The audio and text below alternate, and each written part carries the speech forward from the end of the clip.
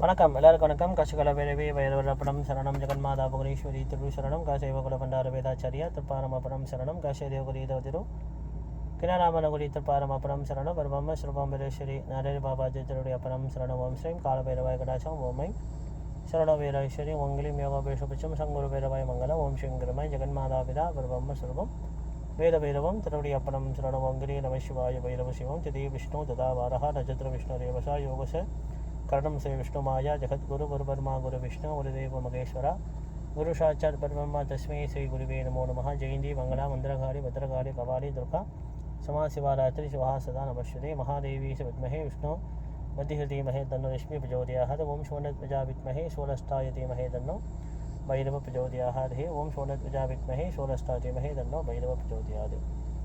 தேதி வந்து 17ஆம் தேதி 6ஆம் மாதம் 2/2/26.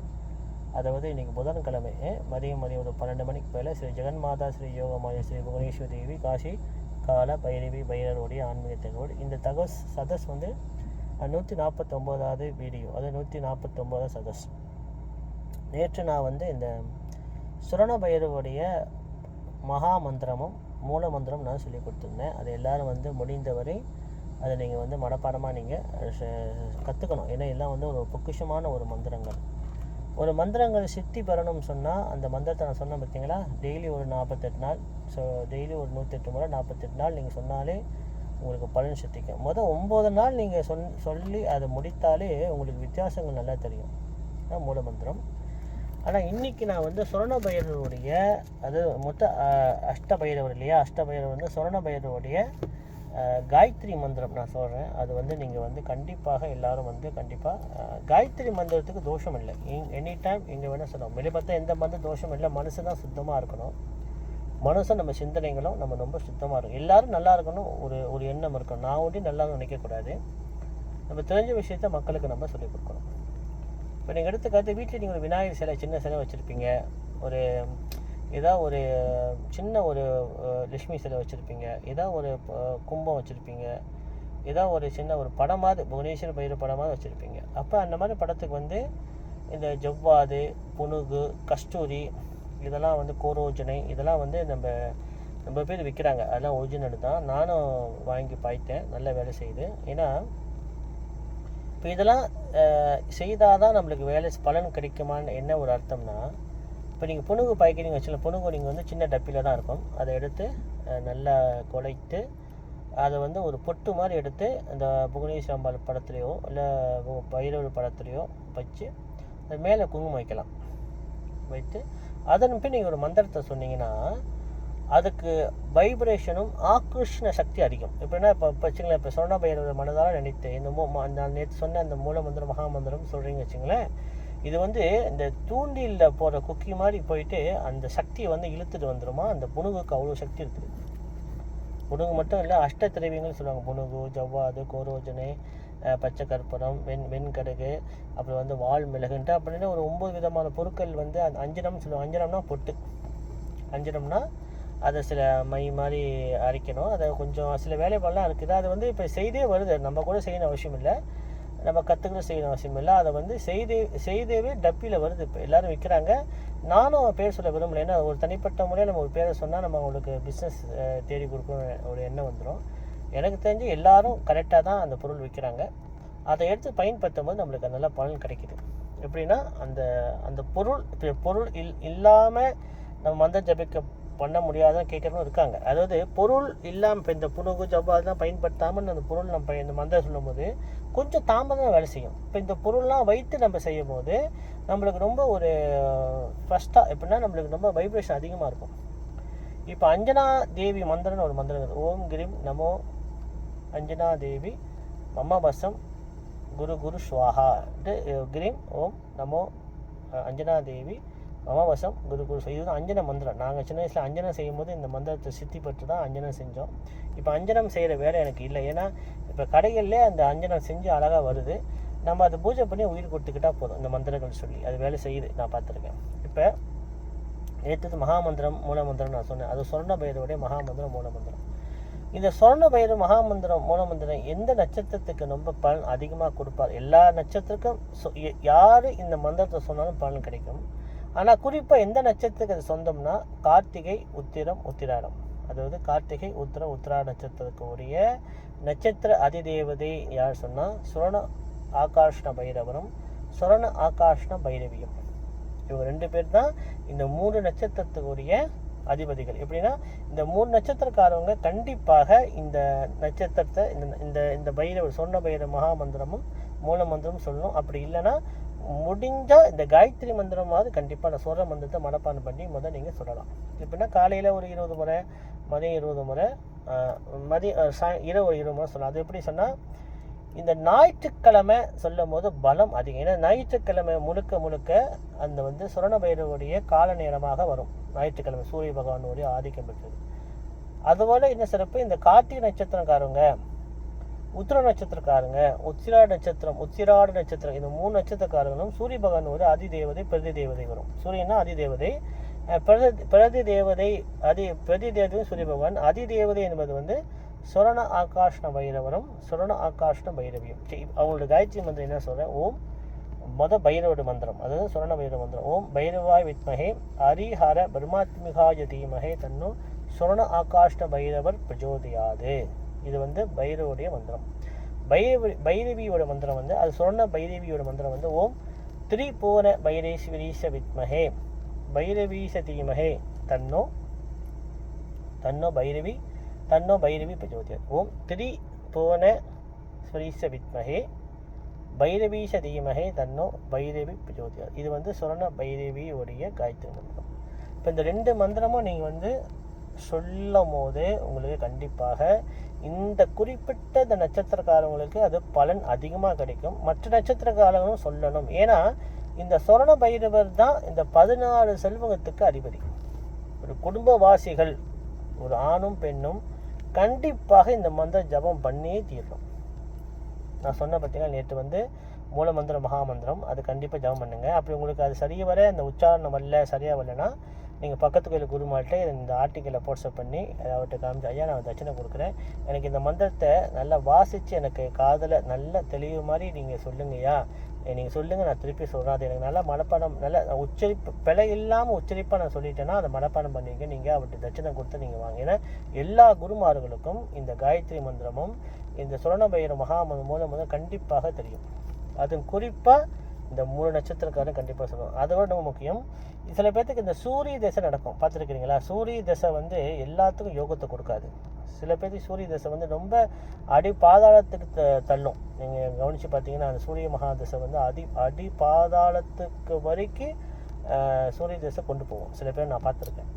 அப்போ அந்த சூரிய தசைக்காரங்களாம் கண்டிப்பாக இந்த மந்திரத்தை மூல மந்திரம் சொல்லணும். அதே மாதிரி இந்த காயத்ரி மந்திரம், பைரவியோட காயத்ரி மந்திரமும் சொன்ன பைரவோட காயத்ரி மந்திரம் சொன்ன பார்த்தீங்களா, ஓம் பைரவாய் வித்மஹே ஹரிஹரன் பிரம்மாத்மிகாய தீமஹே தன்னோ சுரண ஆகாஷ்ண பைரவர் பிரஜோதியாது. இவ்வளோதான், வேறு ஒன்றும் இல்லை. பைரவி மந்திரம் சொல்லிட்டேன்ல, அந்த மந்திரம் 2 மந்திரம் சேர்த்து நீங்கள் படிக்கணும்.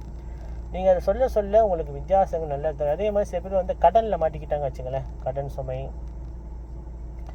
வருமானங்கள் பத்த மாட்டுது, குடும்பம் நடத்துறதுக்கு கொஞ்சம் சில சிரமங்களாக இருக்குது, வசதி இல்லைன்னு சொன்னால் கண்டிப்பாக அந்த குடும்பத்தாரெலாம் இந்த மந்திரங்கள் ஜபம் பண்ணவே தரும். மந்திரம் நீங்கள் கற்றுக்கிட்டு சொல்கிறதுக்கு எந்த ஒரு செலவும் நீங்கள் பண்ண தேவையில்லை. இப்போ இதெல்லாம் நான் செலவு இல்லாத பரிகாரம் உங்களுக்கு நான் சொல்லிக் கொடுக்குறேன். நீங்கள் ஒரு கோயிலுக்கு நீங்கள் எப்போ போனாலும் அங்கே கண்டிப்பாக பைரவர் இருப்பார். வருகநாத பைரவர் பொதுவான ஒரு கால பைரவர் வச்சுருப்பார். அந்த கால பைரவருக்கு உங்களை முடிந்த வரைக்கும் பூசணிக்காய் விளக்கோ தேங்காய் விளக்கு ஏற்றி வைத்து அந்த மந்திரத்தை உட்காந்து 108 முறையோ இல்லை 54 அர்ச்சனை பண்ணி தான், விளக்கேற்றி அர்ச்சனை பண்ணிட்டு தான் சுற்றி வரணும். அது 108 முறை சுற்றி முன்னாடி பரவாயில்ல, 54 முறை சுற்றலாம், இல்லை 21 முறை சுற்றலாம், 9 முறை சில பேர் சுற்றக்கூட முடியாது சொன்னால் பரவாயில்ல. அங்கே அர்ச்சனை பண்ணிட்டு உட்காந்து இந்த காயத்ரி மந்திரம் கண்டிப்பாக ஒரு 21 முறை கண்டிப்பாக ஜபம் பண்ணுங்க. உங்களுக்கு நல்லா பண்ண தெரியும் கண்டிப்பாக. ஏன்னா எனக்கு தெரிஞ்சு இந்த சுரண பைரவர் மகா மந்திரத்தை ஜபம் பண்ணி மூலம் ஜபம் பண்ணி இந்த காயத்ரியும் ஜபம் பண்ணுறவங்க கடன் இல்லாமல் வாழ்கிறாங்க. ரொம்ப பேரை நான் காமிக்க முடியும். ஆனால் இது பர்சனல் விஷயம், அதனால் வெளியே நம்ம சொல்லவும் கூடாது, யாருன்னு நம்ம சொல்லக்கூடாது. ஆனால் பைரவருக்கு தெரியும், நான் போய் சொல்ல மாட்டேன் விஷயத்தில். ஒருத்தவங்க சில பேர்லாம் என்கிட்ட எல்லாத்தையும் இழந்து வந்தவங்க நம்ம பேர் யாருமே என்கிட்ட நான் நல்லா இருக்கிறேன், நான் கோடீஸ்வரனாக இருக்கிறேன், எனக்கு பரிகாரம் சொல்லுங்கள், எனக்கு பூஜை செய்யுங்க, எனக்கு ஹோமம் செய்யுங்க சொன்னது கிடையாது. எல்லாம் பிரச்சனையில் மாட்டிட்டு கஷ்டப்பட்டு திக்கு திசை தெரியாமல் என்கிட்ட வந்து இந்த பரிகாரங்களில் வந்து சில பேர் வந்து ஃபோன்லேயே கேட்பாங்க. நான் ஃபோன்லேயே சொல்லி கொடுப்பேன், ஐயா அப்படி செய்யுங்க இப்படி செய்யுங்க, நல்ல வழிபாடு செய்யுங்க மஞ்சள். ஆனால் ஆரம்பத்தில் அவங்க நம்பாமல் கூட சில பேர் இருக்கிறாங்க. இதெல்லாம் சொன்னால் நடக்குமான்னு கேட்குறவங்களாம் இருந்தாங்க. ஆனால் இந்த மந்திரங்கள், காயத்ரி மந்திரம், மூல மந்திரம், மகா மந்திரம், இதெல்லாம் சொல்லி சில பேர் வந்து நான் பார்த்துருக்கேன். சில பேர் வந்து எதுவுமே செய்ய மாட்டாங்க, காதால கேட்டோட முடிஞ்சு, அவங்களுக்கு ஒன்றும் நடக்காது. அழுத பிள்ளைக்கு மட்டும்தான் பால். இறைவன்கிட்ட நம்ம வந்து வரப்பிரசாதம் எப்படி கேட்பதுன்னா பரிகார முறை. ஜோதிடமே ஒரு பரிகார காண்டம் தான். சில பேர் பரிகாரம் இல்லாதல்ல இதெல்லாம் சொல்லுவாங்க, அது சரிதான். அந்த காலத்தில் வேதங்கள் படித்து இப்போ பரிகார காண்டத்தை படித்து ஜோதிடம் படித்தாங்க. இப்போ வந்து எல்லாரும் ஜோதிடம் மட்டுமே கற்றுக்கிட்டு போகிறாலும் இந்த பரிகாரங்கள் இல்லை, அது இல்லை, இதெல்லாம் சொல்லுவாங்க. அது சொன்னால் சொல்லிட்டு போகிறாங்க. நம்ம அதில் நம்ம நம்பிக்கை நிறைய பேசக்கூடாது. ஆனால் எழுத வச்சவன் முட்டாள் கிடையாது. ரிஷிகள் கண்டுபிடிச்ச மந்திரங்கள் பொய் இல்லை, ரிஷிகள் செய்த யாகங்கள் பொய் இல்லை, ரிஷிகள் கட்டின காளையங்கள் பொய் இல்லை. ராஜா கண்ண முட்டால அவ்வளோ பெரிய கருங்கல்ல கோயில் கட்டி வச்சுருக்காங்க. அவங்களுக்கு வேலை வெட்டி இல்லையா? அவங்க சொல்லுங்க பார்ப்போம். ஏன்னா அவங்க பரிகாரம் செய்கிறதுக்காக, அவங்க யாகம் பண்ணனுக்காக பெரிய பெரிய ஆலைகள் கட்டி 1008 வருஷம் 108 வருஷம் 108 நாள் 1008 நாள் யாகங்கள் பண்ணி பூலோகத்தையும் மக்களையும் காப்பாற்றுறவங்களாம் இருக்காங்க. இதெல்லாம் சாஸ்திரங்கள் பூர்வமாக உத்தரவாதமாக இருக்குது. சாஸ்திரங்கள் உண்மை, நான் சொல்லலை. சயின்டிஸ்ட் மற்ற மதத்துக்காரங்க வெள்ளைக்காரங்க ஆராய்ச்சி பண்ணி இந்த யாகங்கள்லாம் செஞ்சுருக்காங்க. அப்போ யாகங்கள்லாம் பொய்யா, மந்திரங்கள்லாம் பொய்யா, பரிகாரங்கள்லாம் பொய்யா. நம்பிக்கை இல்லாதவன் போகிறான், விடுங்க. நம்பிக்கை இல்லை, கடவுள் இல்லை, அதில் சொல்லிட்டு போகிறாங்க. நம்பிக்கை இல்லை, ஆனால் செத்த பிறகு கடவுள்லாம் போகணுன்னுவாங்க. ஏன் நரகத்துக்கு போகணுன்னு சொல்ல வேண்டியதானே? கடவுள் இல்லை, பூதம் இல்லை, பெய்யில்லைன்னு சொல்கிறவங்க, ஆனால் இறந்த பிறகு சொர்க்கத்துக்கு போகணும், கடவுள்கிட்ட போய் ஐக்கியமாகணும்னு சொல்கிறாங்க. சிவன் திருவடி சரணம், பைரவ திருவடி சரணம்னு சொல்கிறாங்க. அதுவும் நம்ம அதெல்லாம் பேச வேணாம். என்ன சொல்கிறேன்னா, பரிகாரங்கள் உண்மை, அது செய்கிறத பொறுத்து. எப்படி நம்ம கர்மா, நம்மளுக்கு எப்படி நம்ம கஷ்டப்படுறோம், நம்ம செய்த கர்மா தானே. போன நம்ம செஞ்ச கர்மா நம்ம கஷ்டப்படுறோம். நம்ம செய்ய புண்ணியம் மட்டும் எப்போ நம்மளுக்கு வேலை செய்யாமல் இருக்கும்? நம்ம புண்ணியமும் நம்மளுக்கு வேலை செய்யும். அந்த புண்ணியம் தான் மற்றவங்க நம்ம செய்த தர்மம், மற்றவங்க செய்ய வழிகாட்டி, மற்றவங்க நம்ம நல்லது செய்வது. ரெண்டாவது நம்ம செய்கிற இறைவனுக்கு செய்கிற இந்த வழிபாடு முறைகள், தாய் தந்தையாருக்கு செய்கிற தர்மம், தாய் தந்தையார் நம்ம கடைசி மட்டும் வச்சு பார்ப்பது, இதெல்லாம் வந்து நம்ம கரெக்டாக நம்ம அதான் சொன்னேன். மற்றவங்க வைத்தேஷில் கொட்டிக்காமல் இருந்தாலும் நம்மளுக்கு ஆட்டோமேட்டிக்காக மோச்சம். அப்போ இன்னைக்கு நான் வந்து இந்த சொர்ண பைரவருடைய மகா மந்திரம், சொர்ண பைரவ மூல மந்திரம், அதை சொர்ண பைரவருடைய காயத்ரி மந்திரம், சொர்ண பைரவருடைய இந்த சொர்ண பைரவியோட காயத்ரி மந்திரம் நான் நீங்கள் சொல்லியிருக்கேன். இதை நீங்கள் மனப்பாடம் நீங்கள் பண்ணுங்கள். ஆனால் நீங்கள் இது சொல்ல சொல்ல சொல்ல சொல்ல நீங்கள் கண்டிப்பாக வித்தியாசம் தெரியும். எனக்கு தெரிஞ்சு அடுத்த தலைமுறைக்கு கண்டிப்பாக நீங்கள் இதை உபதேசம் பண்ணுங்கள். இன்னும் வருங்காலத்தில் வந்து வேதங்கள்லாம் வந்து ஆன்லைன்லேயே கற்றுக்கலாம். இப்போ சுத்தங்கள் எவ்வளோ மந்திரங்கள்லாம் இருக்குது. வேத சுத்தங்கள், புருஷ சுத்தம், ஸ்ரீ சுத்தம், உபனிஷத் சாரங்கள்லாம் நிறையா இருக்குது. அப்போ அதெல்லாம் வந்து முன்னா நாங்கள் பாடசாலை போய் உட்காந்து கஷ்டப்பட்டு கற்றுக்கிட்டோம்.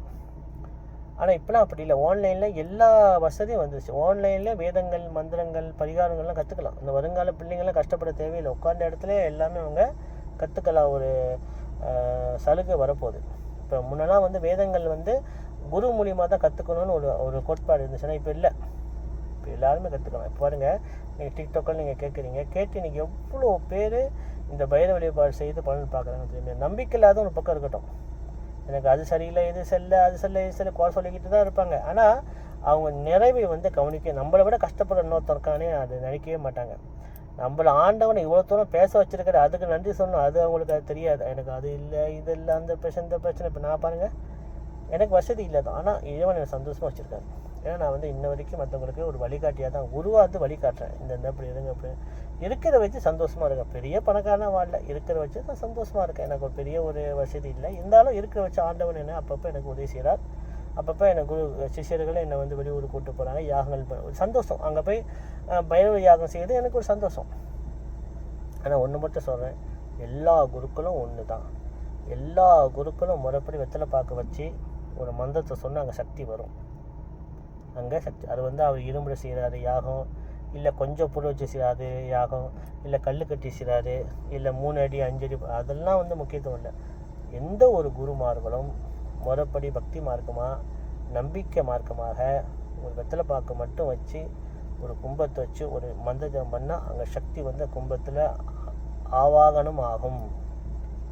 அது உண்மை. அது வந்து அது எந்த ஒரு மாற்றமும் இல்லை. அதே மாதிரி இன்றைக்கி நான் வந்து இந்த சொர்ண பைரவருடைய காயத்ரி மந்திரமும் சொர்ண பைரவருடைய காயத்ரி மந்திரம் நான் உபதேசம் பண்ணியிருக்கேன். இந்த உபதேசம் வந்து கண்டிப்பாக நீங்கள் எடுத்துக்கணும். முக்கியமாக பிள்ளைங்க கண்டிப்பாக வீட்டில் சொல்லுங்கள். அப்பா அம்மா தான் வேலை விஷயமா அங்கே போகிறாங்க வராங்க, அசதியாக இருக்காங்க. காலையில் வேலைக்கு போய்ட்டு 5 மணி 6 மணி 7 மணிக்கு தான் வராங்க. அப்போ குளிச்சுட்டு அவங்க சாப்பிட்டுட்டு படுக்க டைம், வீட்டு வேலை செஞ்சு படுக்க டைம், அவங்களுக்கு டைம் பற்று. ஆனால் பிள்ளைங்க கண்டிப்பாக அதை செய்யலாம். பிள்ளைங்க இந்த மந்திரத்தை கற்றுக்க சொல்லும் போது அப்பா அம்மாவுக்கும் நல்லாயிருக்கும், குடும்பத்துக்கும் சுபிட்சம் ஏற்படும். வருங்காலத்தில் நம்ம தலைமுறை ரொம்ப சிறப்பாக இருக்கும்.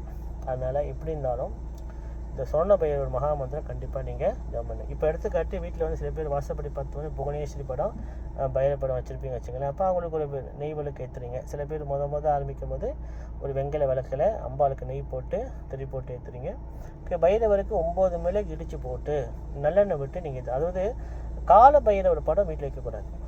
குடும்பாசிகளுக்கு மட்டும்தான். சன்னியாசிகளுக்கோ தவசிகளுக்கோ யோகிகளுக்கோ குருமார்களுக்கோ அந்த கணக்கு இல்லை. ஆனால் இந்த சொர்ண பைரவருடைய படமான ஸ்ரீ பைரவர் மட்டும்தான் நீங்கள் வந்து வீட்டில் வைத்து, அதை குடும்பாசிகளுக்கு தான் சொல்கிறேன். சன்னியாசிகள் யோகிகள் தவசிகள் குருமார்களுக்கு இந்த இது பொருந்தாது. குடும்பாசி கண்டிப்பாக புவனேஸ்வரி அம்பாள் படம் வைத்து பக்கத்தில் ஸ்ரீ சொர்ண ஆகாஷ்ட பைரவர் சொல்கிற படம் ஸ்ரீ பைரவர், அதுவும் ஹாலில் வாசப்படி பார்த்த மாதிரி தான் வைக்கணும். வீட்டுக்கு வெளியே எப்படி விநாயகர் படம் வைக்கிற மாதிரி வீட்டுக்கு நுழைஞ்ச உடனே நீங்கள் புவனேஸ்வர், அதை A4 சைஸில் கலர் படம் வச்சு பூஜிக்கிற படத்துக்கு பேர் வந்து சொர்ண கலா பிரதிஷ்டா விதி. அதை கலர் படத்தை வைத்து வீட்டில் நீங்கள், அந்த கால படம் இல்லாத காலத்தில் வந்து செவத்தில் மஞ்சள் பூசுவாங்க. மஞ்சள் பூசி சாணமும் மஞ்சளும் கலந்து பூசி ஒரு பொட்டு வச்சு குங்குமம் பொட்டு வச்சு, அப்போல்லாம் வந்து அகல் விளக்கு தானே, மண் விளக்கு தானே, சாண விளக்கு தானே, அதை வச்சு விளக்கேற்றி காயத்ரி மந்திர ஜபங்கள் பண்ணி நல்ல பலன் பார்த்தவங்களாம் இருக்காங்க. இப்போ நம்மளுக்கு வசதி வந்துருச்சு, கல் வீடு இருக்குது, படம் வந்து அழகான படங்கள்லாம் இருக்குது. படங்கள் அழகாக A4 சைஸில் செய்து வைத்து சில பேர் நல்ல உபாசனை மந்திர தீட்சை பெற்றவங்க, ஒரு குருட்டு வந்து மந்திர தீட்சை பெற்றவங்கன்னா அவங்க வந்து சிலை வச்சு பூஜிக்கலாம்.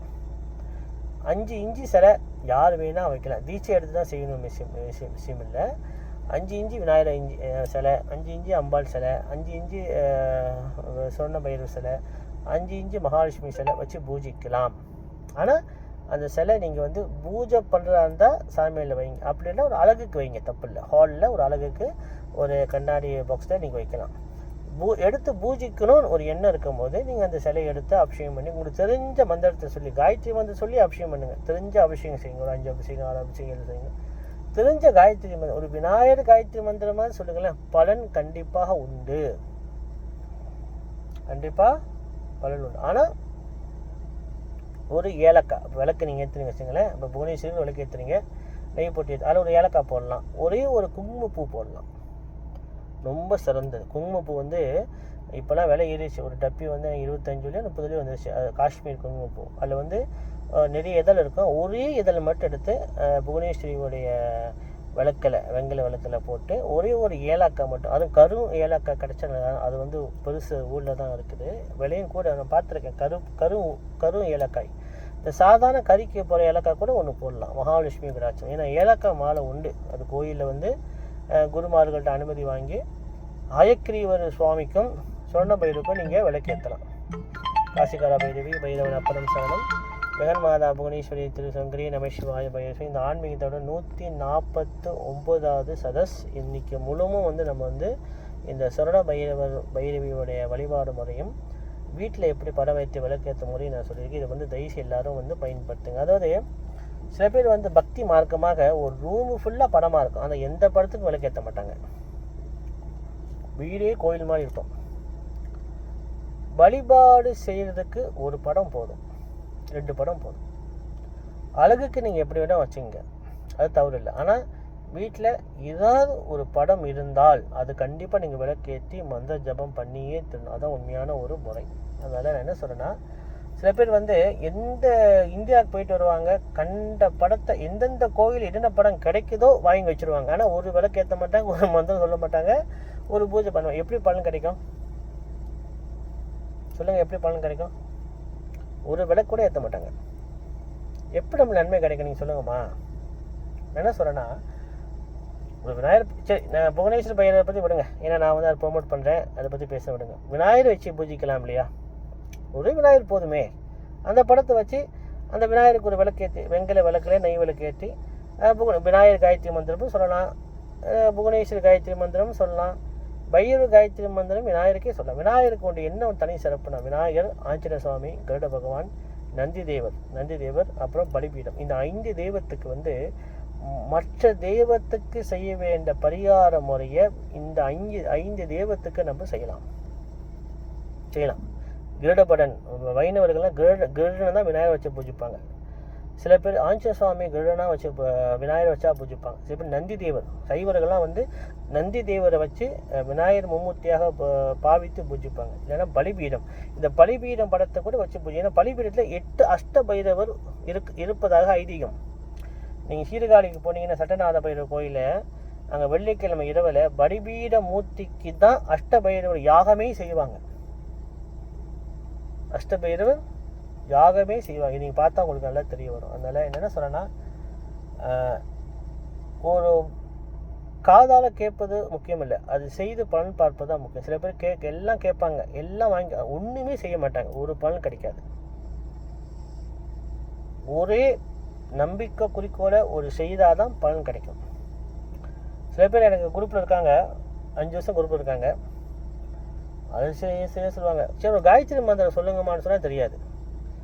பைரவருடைய பொதுவான பைரவருடைய காயத்ரி மந்திரம் ஓம் சுவனத் புஜா வித்மஹே சூல அஷ்டாய தீமஹே தன்னோ பைரவ பிரஜோதியா சொன்னால் அது தெரியாது. கேட்டால் அப்படி இப்படின்னு உழப்புவாங்க. எனக்கு தெரியும், அவங்க எதுவுமே செய்ய மாட்டாங்க, சும்மா காதலை கேட்டோட முடிஞ்சு. எப்படி பலன் கிடைக்கும்? பசிக்கு சாப்பிட்டு தானே ஆகணும். நம்ம இனபக்திக்கு நம்ம சாப்பிட்டு தானே ஆகணும். பரிகாரம் நம்ம வழிபாடு செய்தானே பலன் பார்க்க முடியும். எதுவுமே செய்யலாம் எப்படி சொல்லுங்க பார்ப்போம். ஆனால் எனக்கு அந்த குறை இந்த குறை, திருப்தி கிடையாது. திருப்தி அடைய மாட்டாங்க.